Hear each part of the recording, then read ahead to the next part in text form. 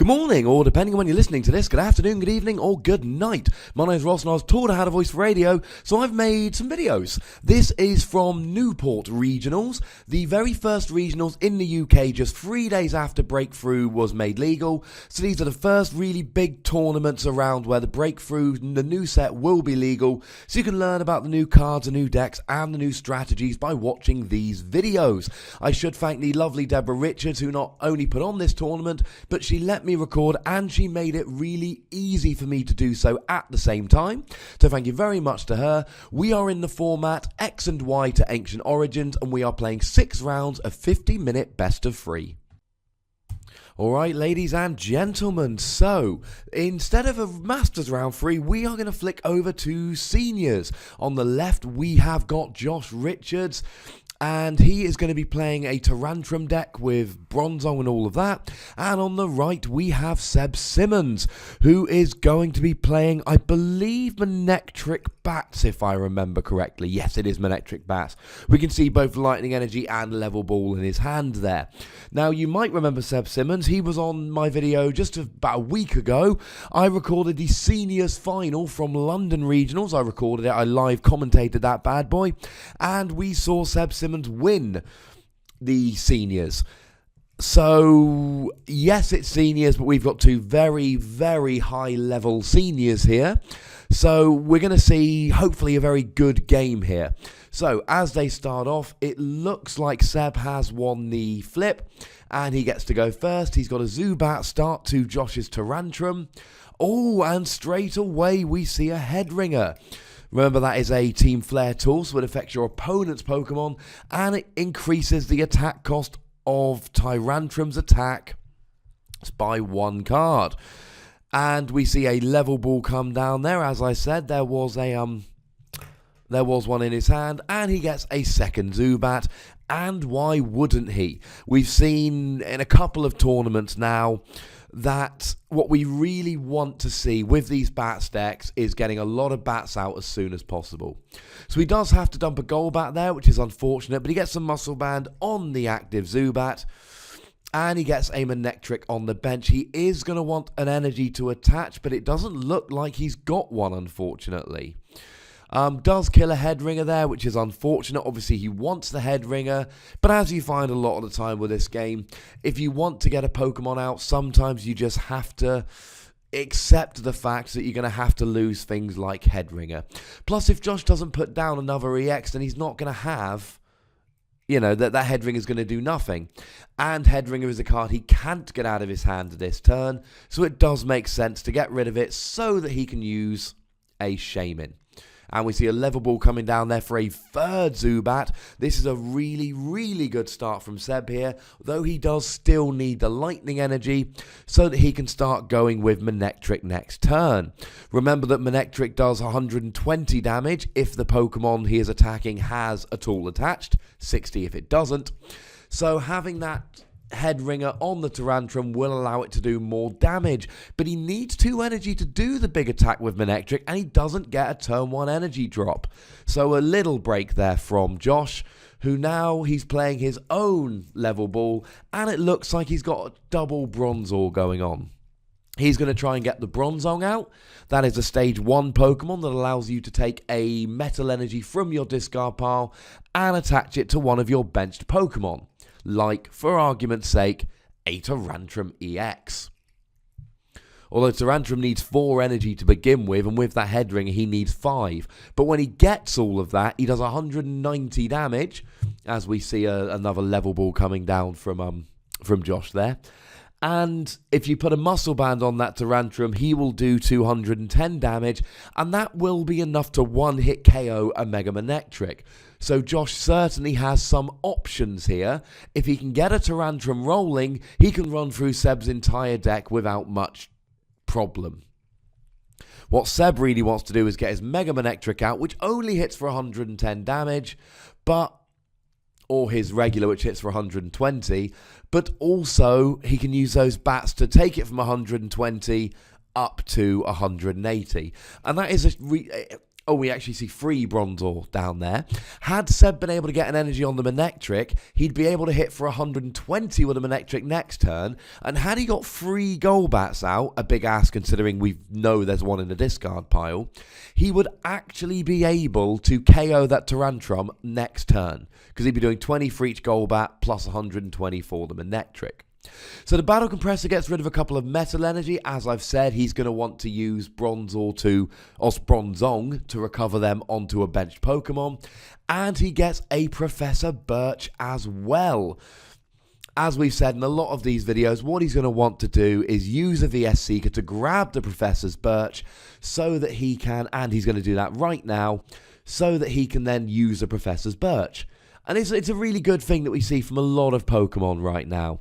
A lot of decks, I should say. You use the Battle Compressor to get the supporter in the discard pile, so you only need a VS Seeker in hand, and you can turn it not only into a supporter, but into any supporter you like. You choose the supporter you want with with Battle Compressor, chuck it in the discard pile, and recover it with VS Seeker. And we even see a heads on there, so he's getting 7 cards with the Birch, rather than the 4 he would have got with a Tails. Now, we do see the Edgeslash there, which is usually a very useful Pokemon in a lot of matchups. It has that ability which stops your opponent attacking you with special energy. He blocks attacks many Pokemon with special energy. But of course, this Manectric deck does not rely on special energy in any way, shape or form. So it really isn't the end of the world. You know, the Edgeslash isn't going to be good in that respect. What the Edgeslash does do, however, is 40 damage plus, you know, it does more damage for every metal energy attached to it. 20 more if you want to be a pedant. So if you can really start kind of piling metal energy on, you can do a whole bunch of damage. So Josh there, he sets himself up for next turn, but then he has to stop. He's got 1 energy on that active Tyrantrum, and honestly, ladies and gentlemen, he probably ain't going to last all that long. So we do see the Golbat coming down. He gets a bit of damage on that Bronzor, which, you know, he's going to see if he can get I suppose a nice kind of cheeky KO. We see another Headringer coming down on the Edgeslash, which is going to have less of an effect, to be perfectly honest with you. Bronzor has got 50 HP. Oh no, sorry, he did the damage to the Tyrantrum, which does make a bit of sense. So he's got the Headringer on the Edgeslash there. Edgeslash only actually needs, I believe, 3 energy to get going, so it's not the end of the world that the Headringer's on there, but it gets it out of Seb's hand, and it could be annoying. 4 energy is still quite a lot to get on.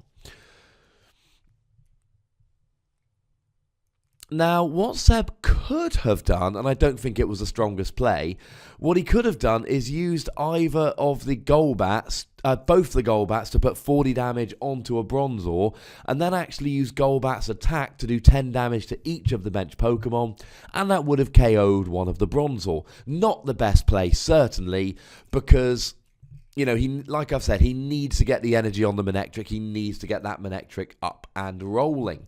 And a play I really like from Seb here, he has made a point of leaving the Golbat in the active. And we see 1 Bronzong there from Josh. He doesn't need to have a... he doesn't need to be attacking this turn. He doesn't want the Manectric to be in a position where it can be hit before he comes out. So what he's done very sensibly is just left the Manectric on the bench, left the Golbat in the active, and basically said, look, it's all right. I can use this I'm going to wait for this Manectric until he comes up. As a side note, don't forget that the Manectric has a resistance to metal energy, metal attacks, so that Edgeslash is going to be a pain to actually get rolling. Now, we have seen a manual attachment to the Edgeslash. We've seen 2 Bronzongs coming down, so the Edgeslash now does have 3 energy attached, but remember, it's going to need 4 energy attached because of the Headringer on there. Although if it has 4 energy attached, it will be doing 120 damage, lowered to 100 because of the resistance. So we see another Ultra Ball coming down there, and this is a fantastic setup from Josh here. He's got 3 Bronzongs rolling on the second turn of the game. Oh, no, he's gone Shaman. He's not going to be able to bench it, though. He's already got a full bench. Oh, sorry, he's already got 3 Bronzongs. I missed from the glare there. So a really, really good setup from Josh here. 3 Bronzongs on turn 2, and it's just a shame that his only Tyrantrum in the active has got a head ringer on and is half dead and only has 1 energy, because right now he'd be able to drop a double dragon or a basic fighting. We see that he plays both. And then use 2 or 3 Bronzongs, and he'd be able to get a Tyrantrum every single turn, 1-hit KOing with a muscle band, even a mega Manectric. Without a muscle band, he could still KO a regular Manectric EX. But the problem is, he's got the 3 Bronzong and the Edgeslash and the Shaman on the bench. He's unable to get another Tyrantrum on the bench. Now, if he plays more than 1 Tyrantrum, and there's no guarantee that he does, there is an argument that he should have left the bench space for the Tyrantrum. He then could have used that that Ultra Ball from a minute ago to grab a Tyrantrum rather than grabbing a Shaman, and then he could have started building up a Tyrantrum on the bench to start getting these 1-hit KOs. A moot point, because he does have a full bench, and he didn't use the Ultra Ball to go for the Tyrantrum, and I don't know that he plays more than 1 anyway. We see a Faded Town come down from Seb. I'm pretty sure it's a Faded Town. Puts 20 damage on all Megas between turns. There ain't no Megas coming out in this game, ladies and gentlemen. He's just getting it out of his hand. He could have just Junipered it. Now we see the muscle band from the Manectric, and we gonna get a KO. Oh, and here is an unusual card that we don't see very often in these Manectric decks. It is a town map. Allows him to turn all of his prize cards face up, so that you can put your so you can basically choose which prize you take. Now we've seen another Golbat and a Crobat coming down. He's put the damage onto the Edgeslash very sensibly here. That Manectric is hitting for 140 damage with the muscle band, as long as the defending Pokemon has a tool attached. The Tyrantrum's got 110 HP, so he's already getting the KO on that. By putting that 50 damage onto the Edgeslash, he's now brought Edgeslash's HP down to 120, which means he'll get a KO with the Manectric, with or without a muscle band. And Seb is absolutely in the driver's seat here. He is in a really, really good position, and it looks like he's going to win the game before too long here. It is a shame that the way the camera's set up, people are hiding their prizes from us. I thought the way it was set up would be able to see them, but we will follow it along just as well. And Josh is really behind the 8 ball. However, he has 3 Bronzongs. So if Josh has a Tyrantrum this turn, and he does play more than 1 Tyrantrum, what he needed here was to go Tyrantrum, Bronzong, Bronzong, Bronzong, Fighting Energy, or 2 Bronzong and a double colorless, a double dragon, and then he'd get the KO on Manectric, and he would put Seb in a position where Seb would not have any energy or attackers on the field. The fact that Josh has just lost his Tyrantrum and is unable to put another one up in its stead, I think has lost him game 1 here. I don't think there's anything he can do. Now, he is using a Teammates to get 2 Metal Energy. Remember that Teammates allows you to get any 2 cards, which means you don't have to show your opponent what you're getting, but there is, of course, no rule that you're not allowed to show your opponent. But as a quick side note there, it's any 2 cards from Teammates, which means you are allowed to keep it nice and separate. Now, we do see the extra energy coming down on Edgeslash there, but he's just got to leave the Bronzong in the active. Here comes a Lysandre, which is exactly what Seb was going for, and as previously discussed, he's got enough to KO that Edgeslash, and all he's going to need next turn is 1 more Lysandre to take down one of the Shaman. Oh, and there is the VS Seeker, so we know he's got the win next turn. He's going to KO the Edgeslash, and unless Josh can either make Seb shuffle his hand, maybe by playing something like an Ace Trainer or a Judge, or if he can pick up both his Shaman next turn, maybe by using an AZ on one and using the other one to Sky Return to go back to his hand, he is going to lose the game next turn. We know for a fact that Seb has got game in hand. Or, of course, Josh will be able to KO the Manectric, which isn't outside the realms of possibility. We know he's got a Tyrantrum in hand, or at least he did. We know he's got 3 Bronzong on the bench. The problem, and he's got a Float Stone on one of them. So what he's going to be able to do is put the Bronzong active, bench a Tyrantrum. There we go. He's going to be able... he's got the double Dragon Energy. So now he can get the 2 metal from the Bronzong, and he will be able to free retreat and get the KO. Now this is getting more interesting, ladies and gentlemen. Now, you do have to discard a couple energy in order to attack with a Tyrantrum. Free energy, in fact.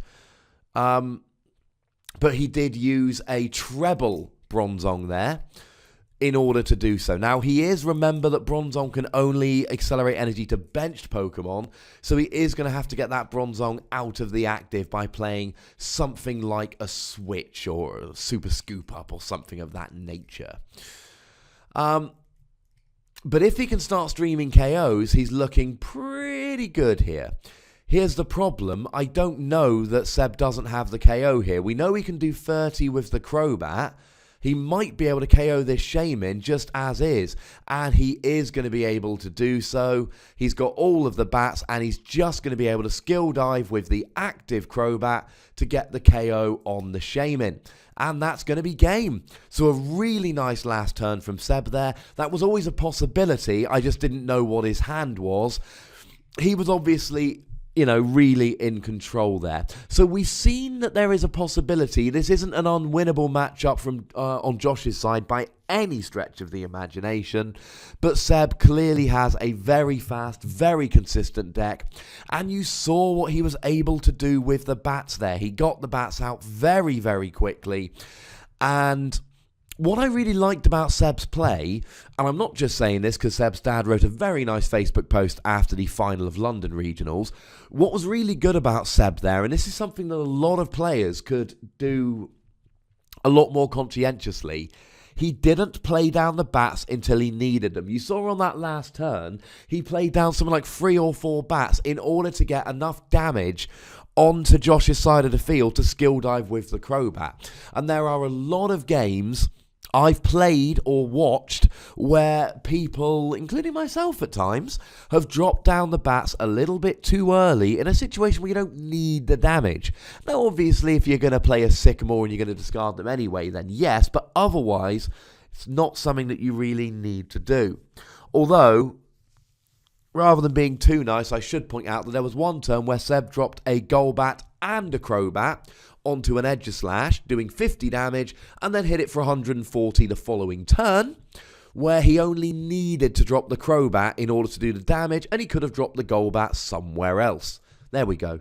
Don't want to be too complimentary, Seb. I do believe you're going to watch this back. Don't want to be too complimentary. That would be a bit over the top. And I'm not going to, spoil the result of this game. I'll tell you they both make top cut. But I will tell you that as I sit here and speak at the moment, Seb is the second-ranked senior in the world. He is pretty gosh darn good at this game. Josh, however, no slouch. He can be found in the top cut of pretty much every tournament he ever plays. So, Josh again starts with Tyrantrum. Not an ideal starter. He's going to want to put the Floatstone on the Tyrantrum. Excellent. Now, what he's done there, and he's playing a Faded Town there. So it looks like both players are playing Faded Town. Faded Town, of course, really good in Josh's deck. As I've said, that Tyrantrum hits for 190, which KOs anything except for Mega EXs. Faded Town putting 20 damage between turns onto Mega EXs will bring those Megas down into the 190 Tyrantrum range. Things like your Rayquaza and your Manectric that have 210, you attack for 190 with a Faded Town out, and they will die straight away at the end of the turn. So we see another Battle Compressor coming down from Josh, and we would expect to see 3 Metal Energy or 2 Metal Energy and a Supporter, but he's got another Battle Compressor. We should see a Supporter coming down here, possibly several. So and I assume a Teammates? Oh no, a Sycamore instead. He wants to have the options there. So a nice start from Josh here. I love the Floatstone play on the Tyrantrum. Obviously, he doesn't actually want to put a Floatstone on the Tyrantrum. However, he does not want to have a Headringer put on it on Seb's turn, so a really good play from him there. Plus, of course, remember that Tyrantrum's got to be on the bench in order to get the acceleration from the Bronzong, so not bad there at all. Now, the other thing that must be borne in mind here is that Tyrantrum EX attacks for 4 energy, and that double dragon energy constitutes 2 of them. So if Seb doesn't hit something like an enhanced hammer or a Zerosic to discard that double dragon, then next turn Josh is going to be able to just attach a second double dragon and get a KO straight away. Now remember that Tyrantrum has to discard 3 energy to attack, so Josh would be left discarding all 4 of his energy. You can't discard 1.5 double dragon energy, but we know that he plays a metal energy, and we know that he plays basic fighting, so it really wouldn't be the end of the world, and it would put him 2 prizes up.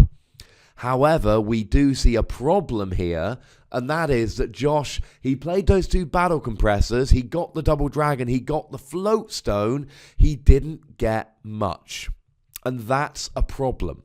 There's no bronzer on the bench. He didn't play a supporter. He's got a little bit of a dead hand. It looks like it's a Bronzong and a fighting energy, and that's it. This could be a quick game if Josh doesn't draw into something quickly. And I want to point out at this stage how gosh darned consistent Seb's deck is. Second game in a row, he's had 3 Zubats turn 2. How cool is that? And again, I like to point out the little plays on my video. Note how he attaches an energy to the benched Manectric rather than the active. He knows that there is a possibility that the active can be KO'd next turn. So what he's done is he's attached to the bench because he'd rather not hit for 20 to the active Tyrantrum this turn and be able to do Manectric's big attack for 120 next turn. The alternative is he can hit the active Tyrantrum for a whopping 20 damage, 40 with a muscle band, but then if Josh hits the double dragon energy, the Manectric goes down and Seb's left with no energy on the board. So a really good play there, and it doesn't look like Seb's playing the Manectric as a side note. And I believe this list is Luke Kirkham's list, or at least very gosh darned close. And I'm pretty sure Luke Kirkham, and he's been killing it at regionals this season, utterly killing it, top cutting every darned week it seems like. I don't believe it plays the Mega Manectric, because why would you need to? If you look at Seb's deck, the whole point of the deck is, well, Manectric attacks for 1 or 2 energy, and it attacks really, really quite consistently. And oh yeah, I'm playing I assume what must be at least a 4-4-3 bats line. So I'm just going to sit here with my bats and run through yo deck. And it's working pretty well, ladies and gentlemen. It really is. Hold on to your card, Seb. So, as he ends his turn, he's got the Manectric. Oh! What's he hit?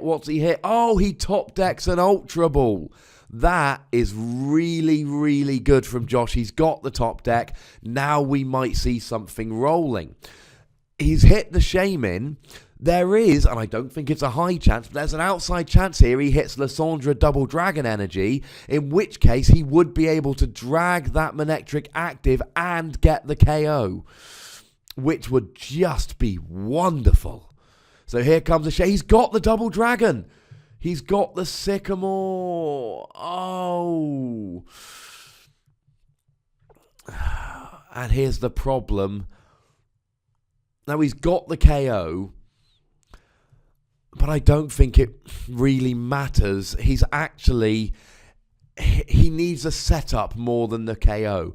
And it doesn't look like he's going to be getting the setup here. Yes, he's got the KO with Tyrantrum, but look at Seb's side of the board. Seb needs 1 energy and 2 Golbats, and he will be doing 180 to that Tyrantrum next turn and getting the KO.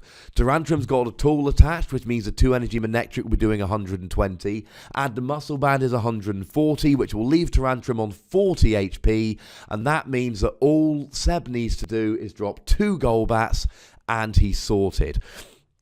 Oh, and he's dropped a Faded Town, and that actually could be, inadvertently, not a great play.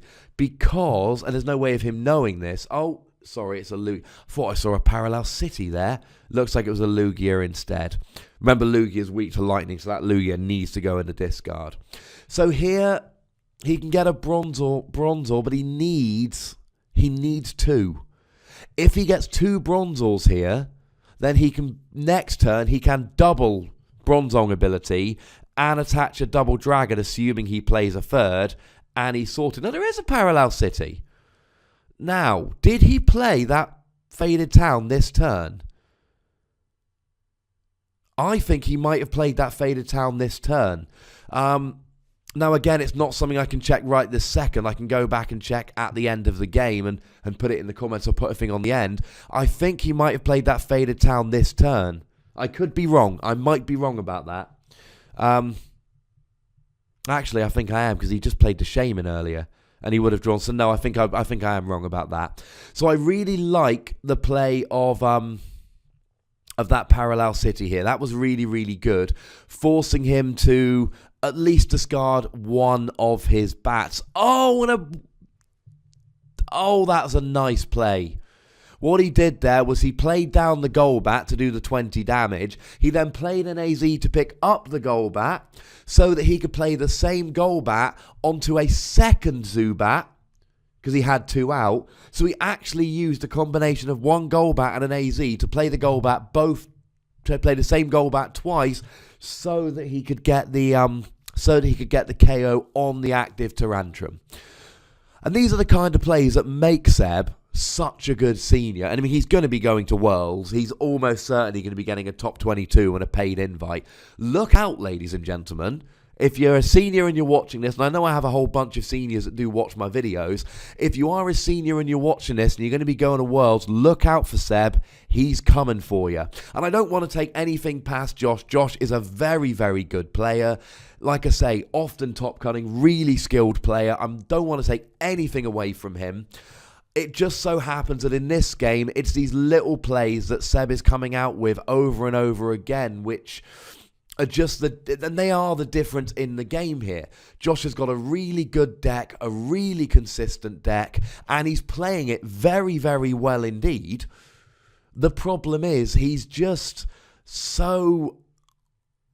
under so much pressure with the plays Seb's making that I don't really know what he can do. There was a Tyrantrum play in game 1 where I think, but then again, he needed the Shaman to draw cards. He would essentially, I believe, have just played the Tyrantrum and hoped he drew into something. So that wasn't even, the best amazing play. I just don't know what he can do here. And let's not forget that active Tyrantrum, that can be KO'd this turn. That's why this Manectric Bats deck is so good, and why the Manectric Bats deck doesn't need the Mega Manectric. If he can hit a Golbat and a Crobat here, he's got the KO. This puts him on 20. He's going to do 140. And it looks like he doesn't have it, or else he would have put it on the active. So yeah, what he does here, again, a very nice play. He puts 20 on the bench with the Golbat. He then uses the Manectric's attack to do 40 to the active with a Muscle Band and 20 to the bench. They're now both on 40, i.e. they've got 140 HP left. And don't forget that Manectric with a Muscle Band does 140. Worryingly here, what we don't see is a second Manectric on Seb's side of the field, and we don't see any energy attached to it. And that's slightly worrying, because if this Manectric goes down this turn, and it could, we just need a fighting or a double dragon, I believe, then that means that Seb's going to be left attacking with, he's probably going to be able to get a Crobat out next, but still just a Crobat. And taking down 180 HP EXs just using a Crobat, even if he gets 2 Crobats and a muscle-banded skill dive, that's only 110. That wouldn't get the KO. Oh, we see the double dragon, and we see the retreat to the Tyrantrum, and we see the KO on the Manectric. Now, Now we might be rolling, ladies and gentlemen. Now Josh is starting to get a little bit of momentum going. We see another Manectric. We see an energy. And it doesn't look like Seb... Is Seb playing with no hand here? I think he might literally be playing without a hand. I think he might have 0 cards in hand. So he's going to want to top deck something good next turn. Of course, for the time being, he can just happily sit there and attack with the Golbat. If Josh can hit... Now we see the energy coming down with Bronzong here. He's going to need to get the Tyrantrum out of the active. Now, Tyrantrum has a retreat cost of 3, so that Double Dragon alone isn't going to do it. He's going to need to get the Tyrantrum out the active, and he's going to need a Fighting Energy or a Double Dragon and the Lysandra on the Manectric. If he can pull that off, he's got... I don't know how many prizes he's got left, but if he can pull it off, he's going to win. Because he's just going to run Seb out of any kind of resources that he can use to win. But as we are at the moment, he hasn't got the Lysandra. He's had to use the Birch. Now, here's an interesting conundrum. Does he try and KO the Golbat? Because discarding free energy is a lot. Only he can't get the active Tyrantrum out of the active anyway. So this represents quite the quandary for Seb here, because he's in a position where... Oh, he's not in a position to kill anything anyway. He just used his Golbat's attack to do 20 to everything. And we want some kind of switch here. He hits nothing. Which is a shame. Now, even just an energy... Yeah, he can just... Now, if he's got any kind of Lysandra here, what he wants in an energy, he can manually retreat the Tyrantrum and bring up the Manectric, get the KO, and that's basically going to end the game. Now here's an interesting little play from Josh. Oh, and he doesn't have... Yes, he's got the VS Seeker, but he doesn't have any way of getting it out the active. Does he have an A... But even an AZ is still... You know, he can play something like an AZ, but even that, it's not going to... He doesn't really want to be wasting all that energy and all that effort to KO a Golbat. But similarly, he doesn't want to give Seb turn after turn. Seb just needs to draw into an energy, and he can retreat the Golbat and KO the active Tyrantrum. Or, you know, something like an energy and a Lysandra, and he could KO the bench Tyrantrum. So... Having said that, if Seb ever gets a KO on one Tyrantrum, Josh is going to be able to use the other Tyrantrum to get the KO on Manectric. So Seb is in a decent position. Josh is in a decent position here. Although actually it looks like Josh could be on the verge of decking out. Looks like he heads from that Birch, and actually that was one situation where he needed a Tails. I think... He might have decked himself here. Now, he does manage to retreat the active Tyrantrum. And he's going to put another Tyrantrum active, get the KO on the Golbat. But then all Seb's going to need to do is draw into an energy, and he'll get the KO here. However, one of the cool things about Josh, you know, really piling that energy on early game was he's already... got enough energy on that Tyrantrum to take another KO. And it looks like he might only have one prize remaining. However, Seb here, he's got the KO. And I think... Yeah, Josh is basically saying, look, I can't... I have nothing. Josh has basically said, look, I don't have the cards in the deck to get the win here. So a really valiant effort from Josh there, really gave it a go in Game 2. But unfortunately, he was in a position where there was nothing he could do. He just physically didn't have the cards to get the KO. And even if he hadn't KO'd the Golbat, well, what's he going to do? He didn't have a VS Seeker to get a Lysander to bring up the Manectric and get the win. So, much closer in Game 2. Really good game. Thank you to both of those chaps there. But unfortunately, there's just, there's nothing Josh could do, unfortunately. So a brilliant game from two brilliant competitors who both would go on to make the top cut. As always, thank you to Seb and to Josh for agreeing to be on stream. I very much appreciate you agreeing to that.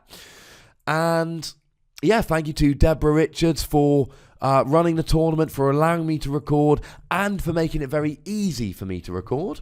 You know how YouTube works. Give it a like, give it a comment. Make sure you subscribe if you haven't already done so. Thank you very much for watching this. My name's Ross, and you've been watching PTCG Radio.